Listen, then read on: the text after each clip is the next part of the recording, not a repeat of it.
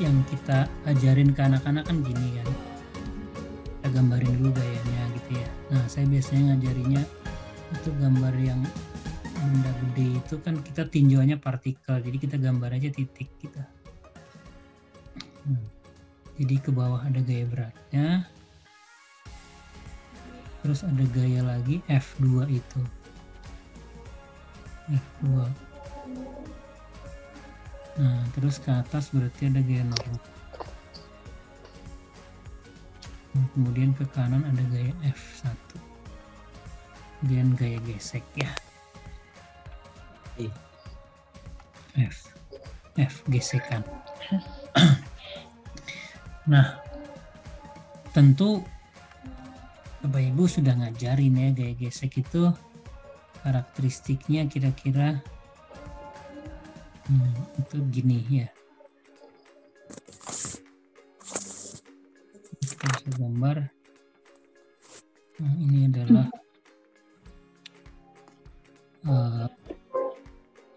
F penggeraknya gitu ya, F1-nya berarti ya. Nah, F1-nya, terus ini adalah gaya geseknya. Nah, terus gitu biasanya. Khawatirnya yang bikin jawaban itu mikir ini. Nah, tapi hati-hati. Grafik ini itu berlaku ketika ya jika gaya normalnya itu tetap gitu ya. Nah, sehingga kalau gaya normalnya tetap kan yang ini Fs maksimumnya, nah yang ini kan Fk ya. Gaya kinetik. Jadi gaya kinetik ini tetap gitu. Nah, khawatirnya seperti itu. Gaya F1 bernilai 15 Newton dan benda tetap diam. Oh, tetap diam. Tetap diam. Oh, kata kuncinya ini ya. Tetap diam. Ya, mampu menarik itu. Ya. Jadi artinya benar berarti ini soal ini benar. Nah, jadi karena kan diceritakan di situ bahwa ketika F2 diperbesar mulai jadi F2 diperbesar mulainya dari 0. Nah, mulainya dari 0. Karena F2-nya mulai dari 0, jadi ketika F2-nya itu sama dengan 0, berarti kita dapat kesimpulan si N-nya itu kan sama dengan mg kan. Nah, ketika N-nya sama dengan mg, nah si F1 yang 15 Newton itu tidak mampu menggerakkan, tidak mampu bikin bergerak. Nah, N yang sama dengan mg.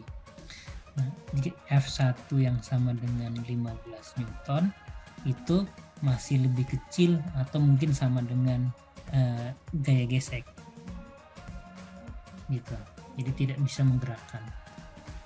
Nah, yang gaya geseknya itu maksimal kan Fs maksimum kan gaya geseknya. Jadi kita bisa bilang bahwa si F1 yang sama dengan 15 Newton itu dia pasti lebih kecil atau maksimal dia sama dengan Fs maksimum ya, μs kali mg gitu. Kondisi awalnya gitu. Nah, F2-nya diperbesar. Kalau F2-nya diperbesar, ya F2 diperbesar, otomatis kayak gini persamaan gaya normalnya jadi N-nya sama dengan mg ditambah F kan, ditambah F2. Artinya gaya normalnya makin besar lagi, jadi gaya geseknya juga maksimalnya makin besar lagi. Jadi benar nggak mungkin dia bisa bergerak, dan kalau F1 sudah tidak bisa menggerakkan yang ketika F2-nya sama dengan 0, apalagi kalau normalnya nambah. Logikanya benar. Gitu, maksudnya gitu sih. Berarti iya jawabannya. Jawabannya? Oh. Enggak. Jadi gaya normalnya bertambah itu benar. Kan? Tapi gaya geseknya enggak bertambah. Gaya gesek enggak bertambah. Gitu. Oh iya. Karena apa? Yang bertambah itu adalah gaya gesek maksimumnya. Maksimum. Jadi misalnya Jadi si F1-nya itu 15 tuh udah dipatok. Nah, berarti 15 itu yang ini gitu. 15 itu Fs maksimum kondisi mula-mula. Jadi kalau kita bisa kondisi 1 gitu ya. Nah, itu Fs maksimumnya ya itu sama dengan mu S kali mg itu pasti lebih besar atau sama dengan 15 Newton gitu. Bisa diterima nggak Bapak Ibu? Jadi si kondisi satunya itu Fs maksimumnya mu S kali mg. Jadi F1-nya berarti lebih kecil atau maksimal F1 itu sama dengan mu S kali mg. Nah, sementara kondisi 2-nya itu Fs maksimumnya itu sama dengan mu S kali mg plus F2 kan. Itu Fs maksimumnya. Dan ini pasti lebih besar dari F1. Gitu. Tapi Fs maksimum doang, bukan gaya geseknya, tapi gesekan statis maksimumnya. Maksimum. Berarti jawabannya benar. Yang merah itu benar. Gaya normal yang bekerja berkurang salah ya. Besar gaya gesek statis maksimum bekerja. Nah, ini harusnya ini bertambah. Gaya gesek statis maksimum itu harusnya bertambah. Gitu, harusnya bertambah. Jadi udah bener yang ini jawabannya ternyata. Nah, maksudnya gitu. Berarti gaya geseknya maksimum 15 Newton itu ya Pak. Betul lah. Maksimum. Jadi kalau nambah F2 ya berarti gaya gesek statis maksimumnya nambah kan. Artinya kalau cuma dikasih 15 Newton tetap nggak akan bergerak kan. Pak, itu grafik Fs-nya itu maksudnya gimana Pak? Masih bingung. Lalu bawahnya loncat. Oh iya, garisnya putus-putus itu loh. loncat. Ya. Gini. Saya kasih contoh aja deh. Pakai ini nih ya, pakai misalnya gini. Ini ada balok, misalnya ya, balok. Ini bidang datar ya, bidang datar. Nempel nih nggak boleh tambang nih.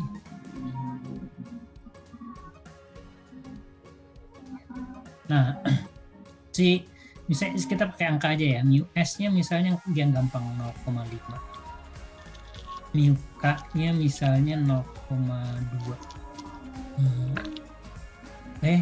Dihapus lagi 0,2 ya. Misalnya kasih masa bendanya itu kenapa ada G-nya? Masanya itu misalnya 5 kg. Kita ambil G-nya 10 meter per sekuan kuadrat. Nah, kita tarik yang gampang dulu, ditariknya mendatar ke F gitu. Nah, pertanyaannya ini kan pertanyaan yang sering mungkin Bapak Ibu tanyakan juga, berapa besar gaya geseknya ya. Jika misalnya F-nya itu adalah 10 Newton misalnya, ayo hitung cepat gaya geseknya berapa Newton. Kalau F-nya 10 Newton, bendanya diam, berarti gaya gesek statis gitu, kan ada syaratnya.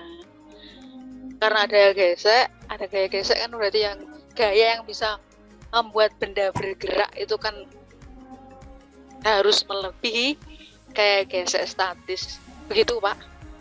Iya, betul. Jadi pertama kan tentu kita kalau kondisinya begini kita tahu ya N-nya itu sama mg ya. Jadi Fs maksimumnya itu berarti mu S kali N-nya mg. Berarti 0,5 kali 50. 25 ya? 5 kali 5, 25. Ya. Berarti ketika dikasih F yang sama dengan 10 Newton, di kasus yang A itu kan F-nya lebih kecil dari Fs maksimum kan? Ya, berarti kan nggak bisa menggerakkan ya, berarti artinya kesimpulannya bendanya diam. Nah, ketika kesimpulannya benda itu diam, maka ingat pada benda diam itu kan berlaku sigma F sama dengan 0. Berarti kalau dikasih gaya ke kanan F yang 10 Newton, berarti gesekan ke kirinya juga pasti 10 Newton. 10 Newton, iya. Berarti dari sini nemu nih dapat. Berarti gaya gesekannya adalah 10 Newton juga. sama dengan F yang diberikan ini. Jadi kalau saya gambar ini adalah gaya gesek, ini adalah F yang kita berikan, berarti ketika dikasih gaya 10 Newton, sama gesekannya 10 Newton juga. Lagi kalau misalnya kita kasih F-nya sama dengan 20 Newton, kasusnya akan sama kan? Karena 20 Newton masih lebih kecil dari 25 kan? Jadi akan berlaku juga bendanya diem, sigma F-nya sama dengan 0, berarti gesekannya berapa? 20 Newton juga kan? Berarti kita bisa gambar, oh kalau saya kasihnya itu 20,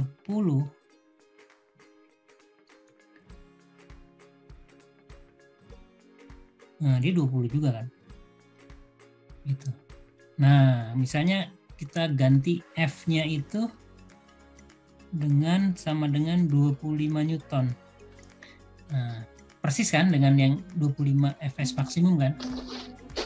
Nah, masih sama dengan 0 nggak sigma F-nya? Masih ya. Masih. Nah, ini yang biasanya kita sebut nih kondisi yang namanya tepat akan bergerak kan? Fs maksimum. Nah, berarti kalau kita bikin gambar grafik gesekan terhadap F yang diberikan horizontal, gini kan gambarnya. Itu tadi gambar yang tadi atas ya. Wah, mana ini? Nah, itu dia. Yang miring ini, hitam miring. Nah, udah. Nah, sekarang kasih F-nya itu 25,01. Ya, bergerak kan? Karena sudah lebih besar, walaupun sedikit banget lebih besarnya ya nggak masalah. Ini udah lebih besar gitu ya. Lebih besar dari Fs maksimum. Berarti bendanya gerak. Menggunakan miyuka. Ya, kalau gerak untuk gesekannya berarti Fk kan? Miyuka kali N. Berarti 0,2 dikali 50 ya. 10 Newton kan? 10 ya. 10 ya. Ya, itu saya kasih angkanya barusan 25,01. Itu kan deket banget sama itu. Jadi biasanya guru matematik itu bikin gambarnya kayak gini. Ini dibolongin.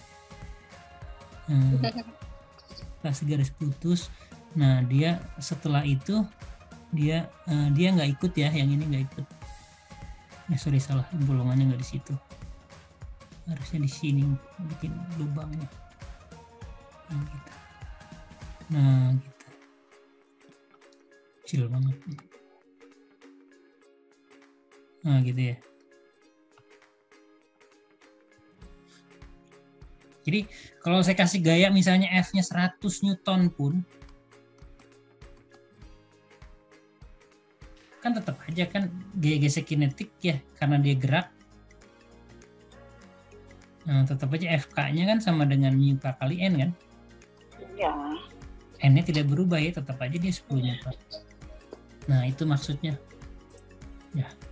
Benda berada di permukaan datar, kasar dikenai gaya F1, F2. F1-nya 15, F2-nya F2-nya 10 Newton. Oke, benda dalam keadaan bergerak. Oke. F2 lebih kecil. F2 lebih kecil, nilai F2 lebih kecil dibandingkan dengan berat benda. Oh, ya, oke. Berat benda. Selanjutnya F2 diputar ke arah jarum jam. Sudut theta diperbesar dari 0 sampai 90 derajat. Maksudnya itu dia biar nggak keangkat ya, makanya F2-nya dikasihnya lebih kecil dari berat benda ya. Maka pernyataan yang paling benar adalah benda perlahan-lahan mulai berhenti. Kok bisa berhenti? Gimana toh? Jadi kan harusnya makin percepatannya makin tinggi dong ya. Ya, makin cepat. Komponen F2 yang ke kirinya makin kecil ya, berarti nggak mungkin dong jadi berhenti. Percepatannya makin besar. Jadi kan berarti nanti kalau misalnya kita gambar, misalnya ginilah kasusnya. Nah, gini lah, jangan gambarnya gitu. Nah, ini F2-nya. Berarti gambarnya kurang pas. Gini. F2. Berarti ini kan F2